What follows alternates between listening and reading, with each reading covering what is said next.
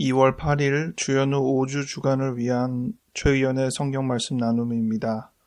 제목을 서투른 진심과 기술적인 환심이라고 붙였는데 여러분은 이 둘 중에 어느 하나만 가져야 한다고 하면 무엇을 가지고 싶습니까? 저는 별 고민 없이 바로 기술적인 환심을 선택할 것 같습니다. 아마 대부분의 사람들이 생활의 필수적인 현실적인 요소로 선택할 때는 환심, 즉 사람의 마음을 사는 법, 사람의 마음을 홀리는 법을 더 갖고 싶어 합니다. 우리가 나이가 들면 때가 묻는다는 표현을 쓰기도 하고 어릴 적 순수함을 잃어버린다는 표현을 쓰기도 하는데 좀 더 나이가 들면서 사회로부터 용인되는 받아들여지는 표현이 무엇인지를 다듬는 어른됨을 갖죠.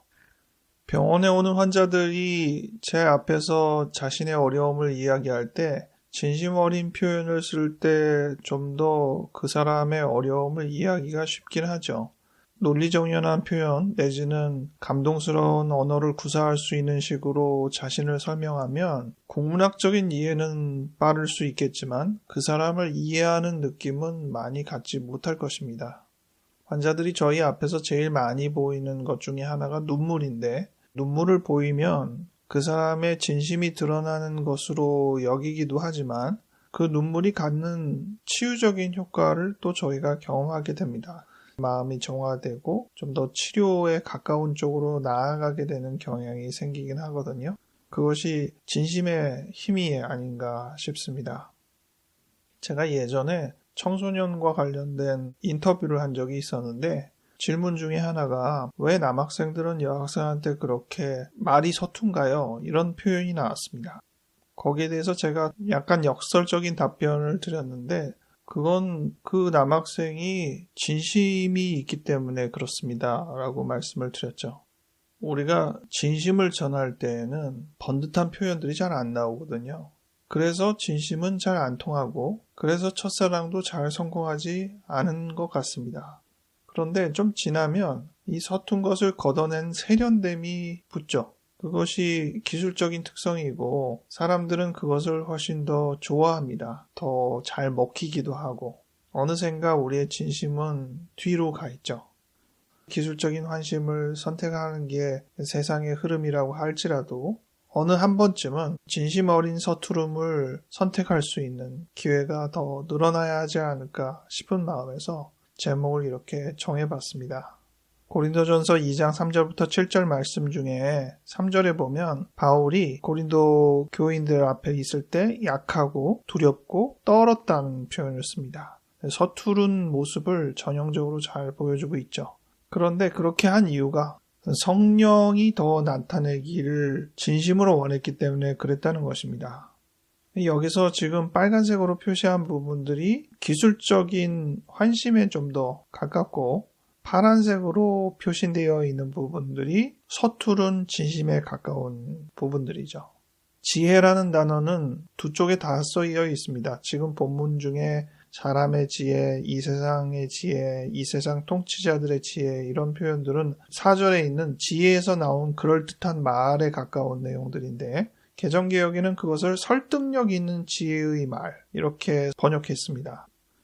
근데 그런 표현은 아니지만 바울이 전한 예수님에 관련된 복음은 어눌하고 목소리도 떨리는 그런 말이라 할지라도 그 안에 분명한 진심, 즉 성령의 능력이 나타나기를 바라는 진심이 담겨 있었다는 것이죠. 세련됨은 없어도 오히려 더 하나님의 진리가 밝히 드러나기를 바라는 마음이 아니었을까. 7절에 있는 대로 하나님의 지혜는 비밀처럼 감추어 있는데 그것을 드러내기 위해서는 우리의 세련됨이 오히려 그것을 막기 때문에 그런 부분들을 걷어내고 비록 서툴지만 진심을 담아서 전할 때 오히려 비밀에 가까운 진실에 가까운 하나님의 지혜가 나타나는 것으로 보입니다. 고린도전서 1장에도 비슷한 내용이 적혀 있어요. 세상의 지혜와 하나님의 지혜를 비교하는 편이 많이 있거든요. 기술적인 환심에 가까운 표현들은 지혜로운 자들의 지혜, 총명한 자들의 총명이라는 표현이 나오고 서투른 진심에 가까운 표현은 비록 어리석어 보이지만 하나님의 능력인 부분을 언급하고 있습니다.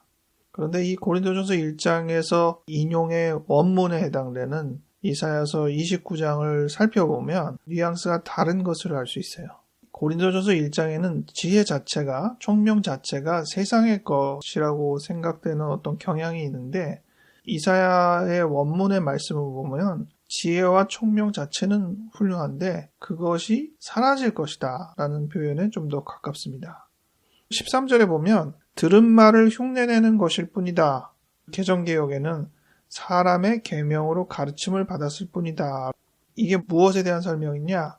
사람들이 나는 하나님을 경외해, 하나님을 신뢰하고 신앙의 대상으로 여겨, 이런 표현들이 진심 어린 표현이 아니라는 거죠. 들은 말을 흉내내는 것일 뿐, 그렇게 말하라고 가르침 받은 대로 하는 것일 뿐이다, 이런 뜻이잖아요. 세련됨은 담겨있지만 진심은 담겨있지 않은 신앙이 그렇게 될 수 있다는 것입니다. 같은 고린도전서 1장의 뒷부분 22절부터 25절에 보면 세상의 지혜에 해당되는 기적, 지혜, 이런 표현에 버금가는 표현이 23절에 십자가에 달리신 그리스도가 됩니다. 이것을 부르심 받은 사람들은 알아본다는 것입니다. 신앙적인 표현을 좀 제외하고 예수 그리스도의 십자가는 우리에게 어떤 지혜를 줄까요? 어떤 진심을 우리에게 줄까요? 십자가가 무엇입니까? 예수는 가난한 자의 편에 서서 병들고 가난한 자를 대변하며 당시의 기성신앙인들의 지위에 도전했습니다. 결국 기득권의 종교 지도자에 의해서 모함을 받아 십자가의 최고의 사형의 형벌을 받았습니다. 참으로 미련스러워 보이는, 너무 세상 물정에 타협하지 않는 모습을 보인 거나 다름없죠. 당시의 종교 지도자에 편승해서 비위 맞추고 적당히 잘 넘길 수 있었을 텐데 자신을 죽음으로 모는 한이 있어도 굽히지 않으셨습니다.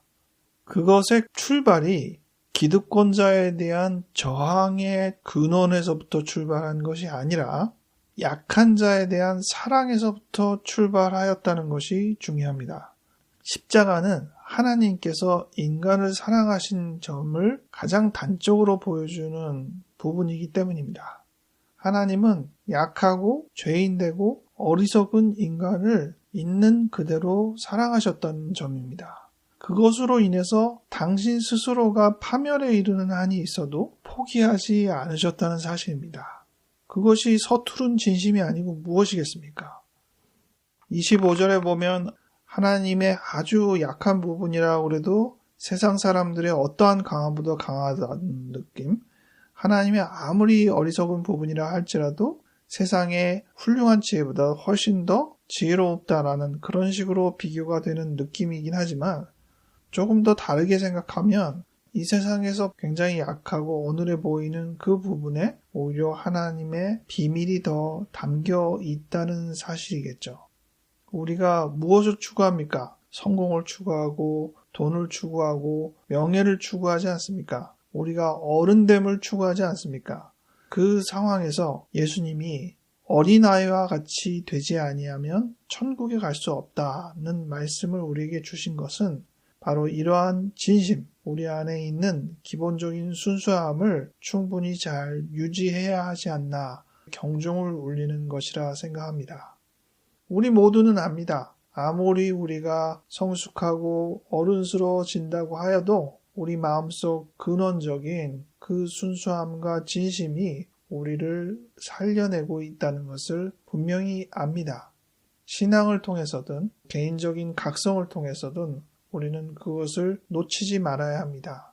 물론 어른됨도 놓치지 않아야 할 것입니다. 보다 세련되면 좋고 보다 많은 사람들의 마음을 살 수 있는 방식이 있다면 우리는 그것을 잘 가져야 할 것입니다.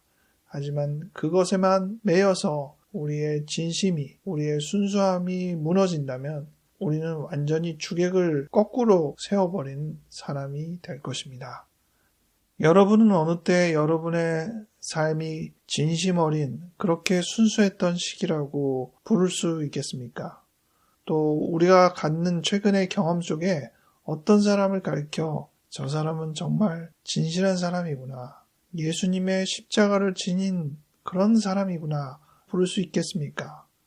하나님의 성품을 지닌 사람들을 느끼고 그것에 감격하는 마음 또한 우리의 순수한 마음의 한 부분이 아니겠습니까? 그 마음을 소중히 간직하고 더 키워나갈 수 있는 하루하루가 되기 바랍니다. 기도하겠습니다. 하나님 아버지, 우리의 마음이 무엇을 추구하고 있는지를 다시 되돌아봅니다. 물론 더 세련된 것이 좋고, 물론 더 많은 사람과 같은 마음을 가질 수 있도록, 또 내 말이 힘이 있어서 상대방을 설득할 수 있게 되는 게 훨씬 더 기분 좋기도 하고 능력 있는 일일 것입니다. 하지만 그 부분에 우리의 진심과 순수함이 담겨 있지 못하다면 껍데기뿐인 인생이 될 것임을 분명히 또한 알고 있습니다. 우리의 마음을 지켜주시옵소서. 우리의 마음이 아무리 변한다고 할지라도 그 마음 중심에 있는 진심과 순수함을 잃지 않게 도와주시옵소서. 그 마음의 싹을 틔워나갈 수 있는, 좀 더 자라게 할 수 있는 사람이 되게 도와주시옵소서. 감사드렸고 예수님 이름으로 기도하였습니다. 아멘.